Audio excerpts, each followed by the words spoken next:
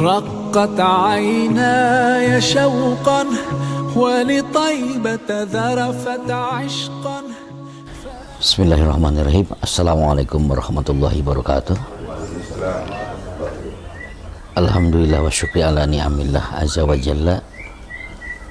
Asyhadu an la ilaha illallah wa asyhadu anna Muhammadar Rasulullah. Allahumma shalli ala sayyidina Muhammad wa ala alihi wa sahbihi ajmain. Amma ba'du. Salawat serta salam mudah-mudahan Allah curahkan, Allah sampaikan perjalanan kita Nabi besar Muhammad sallallahu alaihi wasallam yang telah membawa umat manusia dari kegelapan iman menuju cahaya iman. Berbicara mandi junub atau sering dikenal oleh kita mandi janabah, itu kalau secara bahasa kan artinya junub itu jauh ya. Jauh dari apa? Ya jauh dari ibadah sebetulnya. Ketika mandi junub itu kita tidak bisa sholat, tidak bisa baca Quran kalau belum mandi ya. Ketika kita janabah atau junub ya harus menjauhi itu semua. Padahal kita sebagai muslim harusnya mendekati itu semua. Tapi kalau kita masih dalam keadaan junub, kita jauh dari sholat ya, jauh dari Quran. Makanya agar kita bisa sholat, agar kita bisa membaca Al-Quran diantaranya ya harus mandi. Dan mandinya juga pakai syarat tertentu ya. Jadi beda dengan mandi biasa. Mandi junub itu karena apa? Pertama, sudah pasti karena hubungan suami istri. Keluar air mani itu harus mandi junub. Yang kedua, orang baru masuk Islam ya. Jadi orang baru masuk Islam itu harus mandi junub. Makanya yang mengajarkan syahadatnya harus memberitahu itu semua ya. Ketika dia masuk Islam, dia harus mandi junub. Keluarnya air mani. Air mani itu bisa kalau suami istri itu kalau berhubungan. Kalau nggak berhubungan pun kalau mimpi basah, wajib mandi junub.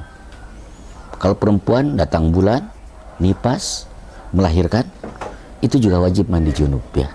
Jadi, lalu apa alat yang dipakai untuk mandi junub? Ya, alatnya sudah pasti air. Ya, ketersediaan air ya. Ya kalau tidak ada air yang mau tayamum sebagai pilihan berikutnya.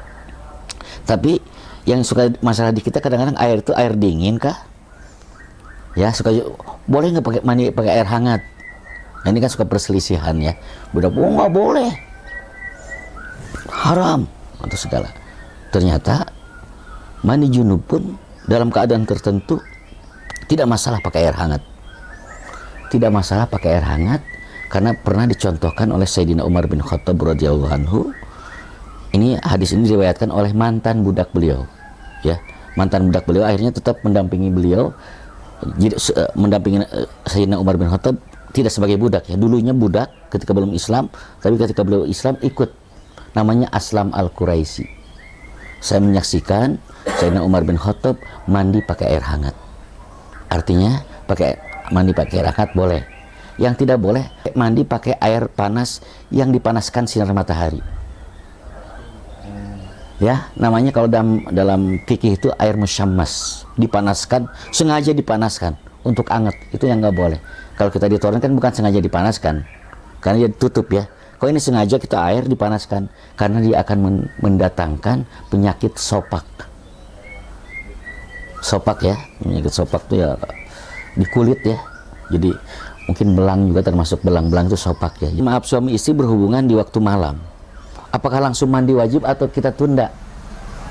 Kalau langsung mandi wajib bisa jadi misalkan berhubungan berjimanya berhubungan suami istrinya misalkan jam 11 malam. Kalau mandi jam 12 kedinginan, boleh nggak ditunda? Boleh ditunda sampai masuk waktu sholat. Nggak masalah. Ya, yang penting setelah berhubungan itu kita bersihkan semuanya karena itu kan najis ya. Jadi kotoran itu dibersihkan. Kan rukun mandi wajib itu cuma 3 sebetulnya dalam mazhab Syafi'i itu. Pertama niat, yang kedua membersihkan najis, yang terakhir adalah meratakan air. Jadi kalau 3-nya tercukupi selesai mandi wajib itu. Mau mandi wajib, ini sunnah-sunnah yang harus dikerjakan adalah bersihkan dulu, ya. Tangan itu dibersihkan. Apa yang perlu dibersihkan pada saat mandi wajib? Tangan, jari-jari semua, jari-jari dibersihkan.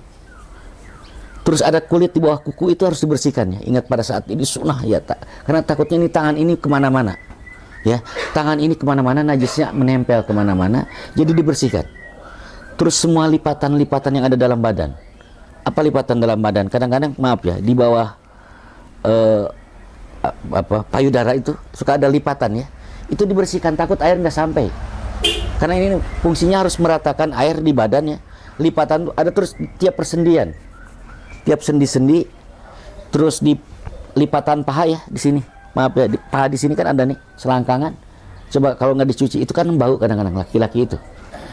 Terus di sini kadang-kadang suka ada apa? Yang penting setiap lipatan kita bersihkan dulu. Bersihkan kemaluan kita pakai tangan kiri. Jangan biasakan membersihkan kemaluan pakai tangan kanan. Ini sunahnya ya. Jadi pada saat mandi wajib itu disunahkan berwudu. Seperti biasa aja wudu. Kan ini untuk pemanasan suhu tubuh.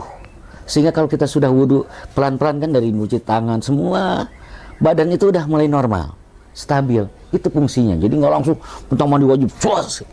Wudu dulu. Selesai wudu baru harus niatnya. Kena air itu langsung niatnya. Kalau bahasa Arabnya nawaitul gusla lirokil hadasil akbari fardolillahi ta'ala.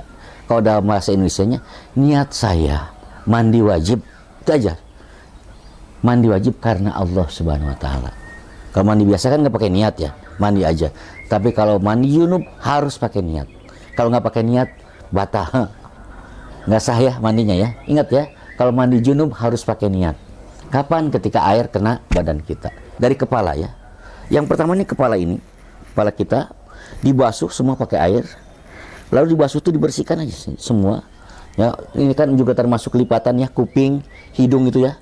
Sambil wudhu tuh kita sambil membasuh kepala itu kita usap.